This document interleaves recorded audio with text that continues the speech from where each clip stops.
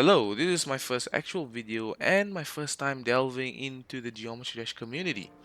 I have been playing Geometry Dash casually since 1.9 and only loosely following the community and the many changes that the game has went through. This video will be my thoughts and opinions about the upcoming transition into 2.2, the community surrounding the game, and maybe what I expect from the game moving forward. But keep in mind, this is only my opinion as someone who plays this game casually and doesn't really follow the community religiously. Now, like I said before, I started playing this game in mid to late 1.9 when an Eric Van Wilderman video was in my recommended where he was playing Stereo Madness. The game and its community at that point till now has changed quite a lot. Levels back then still looked like the vanilla Geometry Dash art style, compared to now where you have levels that has its own art style and has a level of detail that really has never been seen before.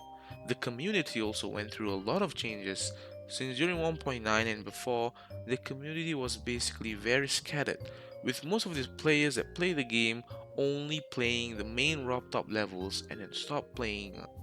Communities back then only existed in weird, niche, and lesser known forums, as compared to now, where the game is now more centralized with things such as the official Discord server and the Demon List, to name a few. It is also now more recognized for its endless impressive user created levels rather than the main rock top levels. The community is split up into players that grind levels, beat hard levels, level creators, and content creators.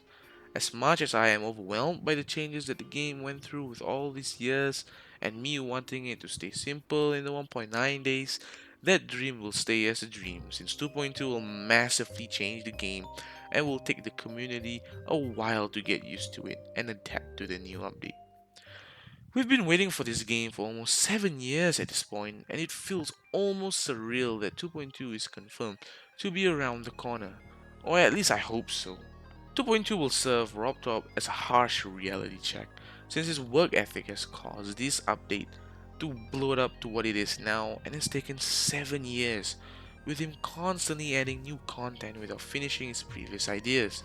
And with that comes the snowball effect and the large amount of bugs that comes with adding this amount of content and trying to make it work together. In my opinion, RobTop really needs to have a clear vision of what an update is supposed to be and what he wants to add, and stick to that vision till the end and not get sidetracked that much by adding other miscellaneous features that aren't that important or part of the main vision. Now, the transition into 2.2 isn't and won't be easy, since there has been a lot of drama regarding things like 240 FPS physics and the amount of freedom that creators will get in the editor, like filters, camera movement, and platformer mode.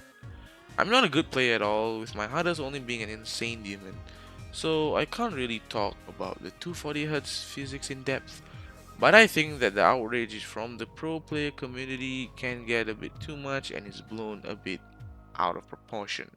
Yes, it will make a lot of upcoming top levels on the brink of impossible since they've made with 360 FPS in mind, and the skill improvement will slow down a bit.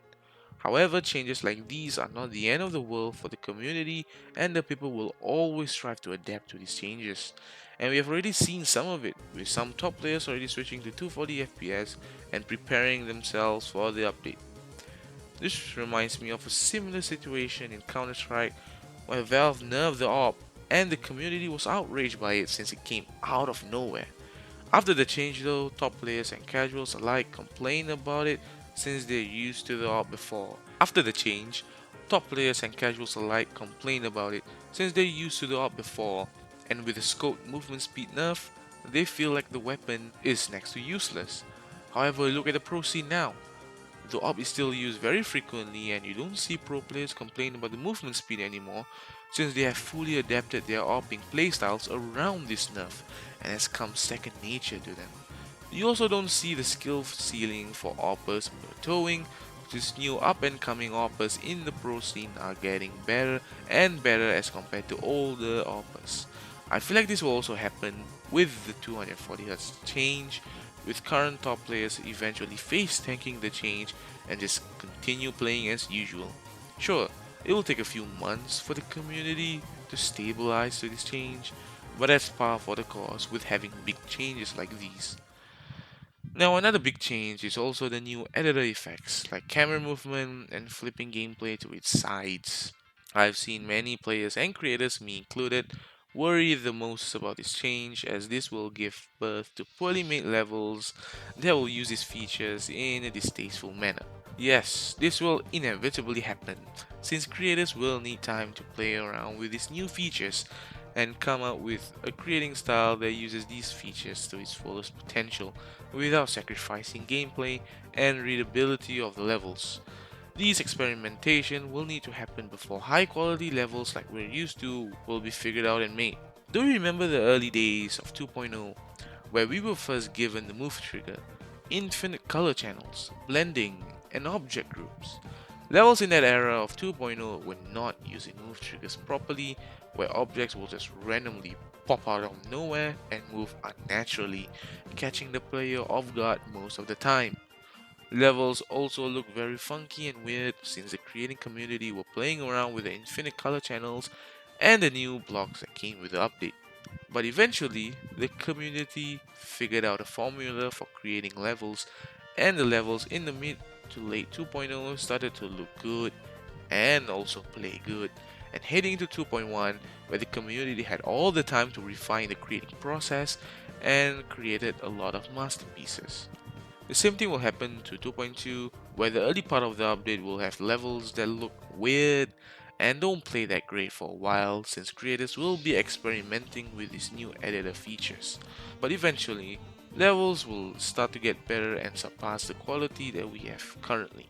After 2.2, I'll not be surprised if RobTop took a few months break from the community, or even actually a year break from the community, since 2.2 is such a huge update that fundamentally changes the game down to its core.